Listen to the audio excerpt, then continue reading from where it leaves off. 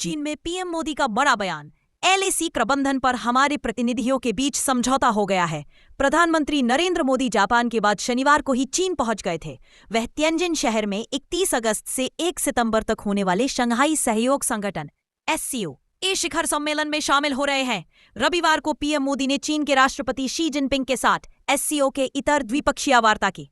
इस दौरान प्रधानमंत्री मोदी ने कहा कि हमारे प्रतिनिधियों के साथ सीमा प्रबंधन को लेकर समझौता हो गया है। दोनों देशों के बीच उड़ानें फिर से शुरू करने पर भी सहमति बन गई है।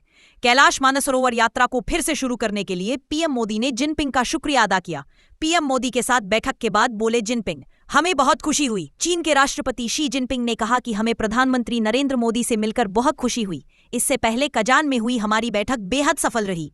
भारत चीन के रिश्तों की नई शुरुआत से अमेरिका हैरान। प्रधानमंत्री नरेंद्र मोदी और चीन के राष्ट्रपति शी जिनपिंग के बीच द्विपक्षीय बैठक के बाद भारत और चीन के रिश्तों की नई शुरुआत हुई है।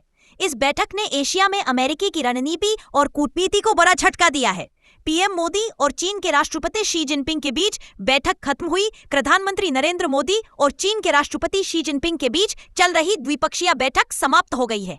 इस दौरान सीमा प्रबंधन से लेकर आपसी रिश्तों को और गहरा करने और द्विपक्षीय व्यापार को मजबूती देने समेत कई मुद्दों पर बात हुई। चीन में बोले पीएम मोदी, पिछले साल कजान में हमारी बैठक ने संबंधों को सकारात्मक दिशा दी।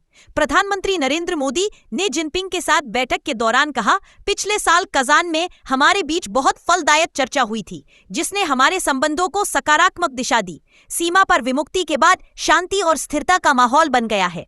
चीन ने पीएम मोदी का बड़ा बयान। हमारे सहयोग से 2.8 अरब जनता के हित जुड़े। तिएनजिन में चीनी राष्ट्रपति शी जिनपिंग के साथ द्विपक्षीय बैठक के दौरान प्रधानमंत्री नरेंद्र मोदी ने कहा, सीमा प्रबंधन को लेकर हमारे विशेष प्रतिनिधियों के बीच एक समझौता हो गया है। कैलाश मानसरोवर यात्रा फिर से शुरू कर दी गई है। दोनों देशों के बीच सीधी उड़ानें भी फिर से शुरू हो रही हैं। हमारे सहयोग से दोनों देशों की 2.8 अरब जनता के हित जुड़े हुए हैं। यह पूरे मानव समाज के कल्याण का भी मार्ग प्रशस्त करेगा। हम आपसी विश्वास, सम्मान और संवेदनशीलता के आधार पर अपने संबंधों को आगे बढ़ाने के लिए प्रतिबद्ध है। पीएम मोदी ने SCO की सफल अध्यक्षता के लिए चीन के राष्ट्रपति को बधाई दी। चीनी राष्ट्रपति शी जिनपिंग के साथ द्विपक्षीय बैठक के दौरान प्रधानमंत्री नरेंद्र मोदी ने कहा, मैं SCO की सफल अध्यक्षता के लिए आपको बधाई देता हूं। मुझे चीन आने के लिए निमंत्रण देने और आज हमारी बैठक के लिए मैं आपका धन्यवाद करता हूं।